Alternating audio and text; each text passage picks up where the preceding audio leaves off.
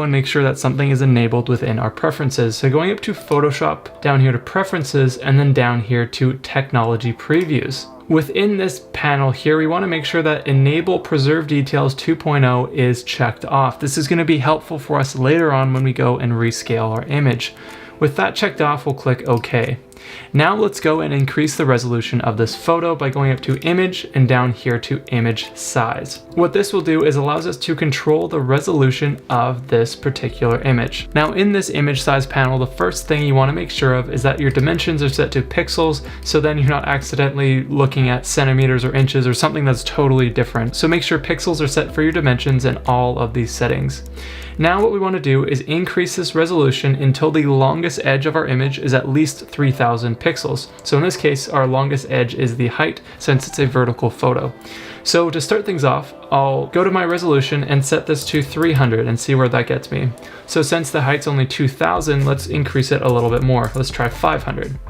That puts me just over 3000, making it a good resolution for this particular image. Now what increasing the resolution does is essentially gives the photo more room to display the information, so all of those pixels end up getting broken up into smaller pixels, making the photo look a little bit more smooth and less low res than what we had before. Now with all that done, make sure that the resample option is checked off, and we're going to want to select this Preserve Details 2.0. Now if you didn't go and enable this setting earlier, then you will not see it here, so that's why it's important to do so. So if you skipped out on that step, make sure to go back and do that before you continue on. So Preserve Detail 2.0, and now let's go and zoom out just a little bit to see what's going on here.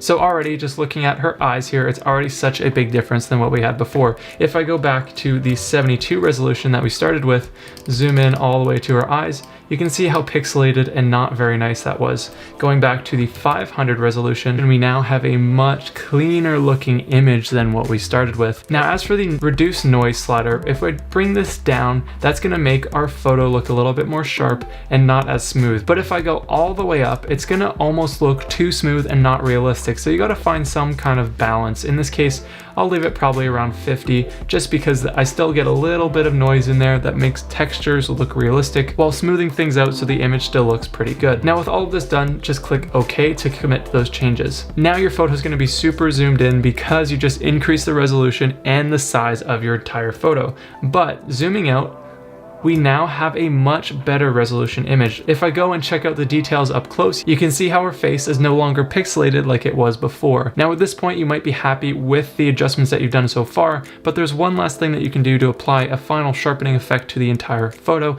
and that's with a high pass filter. So zooming out here, I'm going to first duplicate this image layer. So clicking on that layer, pressing Command or Control J to duplicate it, making sure that duplicated layer is selected. We'll go up here to Filter, down here to Other, and then High Pass. As for the radius, you want to make sure that you set it to an amount that you can see a fair bit of details throughout the image. Usually you wouldn't apply this strong of a high pass filter onto a photo, but since this image is already a little bit blurry, we can get away with a higher radius value. So something like this is okay for this image, and I'll click OK. Now obviously our photo is gray, so we want to get rid of that, but still keep the sharpening adjustment that we just created. So with that high pass layer selected, we'll change the layer blending mode from normal down here to overlay. Now what that's going to do is apply that sharpening onto our photo while getting rid of all that gray. Now if I zoom in, you can see how things look a little bit sharper. Turning that layer on and off, you can see the big difference that that makes. Now in this case, it seems to be a little bit too strong, so we can just refine that by going to the fill option and then dragging down like so until you're happy with the amount. So in this case, 40% seems like a good number for me. So turning that on and off, you can see how it just makes things pop a little bit more than what they did before. So let's go and compare the before and after and bring in our original low-res photo and compare it to this new image with all of our adjustments made. So as you can see, I've brought in my original low-res photo into Photoshop here, and that's what we're looking at right now. But if I go and turn that layer off, look at how much better our image looks. This is the low-res and now the high-res. Low-res, high-res, you start to get the idea. So essentially what we've done is taken all of that pixelated area and then made the image larger with a higher resolution so that those pixels are then broken up into smaller areas, making them less noticeable in the photo. Then adding a high pass filter into the mix, we're able to sharpen some of those details and bring them to life so that they don't look too flat and unrealistic. So now with all of those adjustments, you're left with a high-res photo from a low-res image, all done with Photoshop.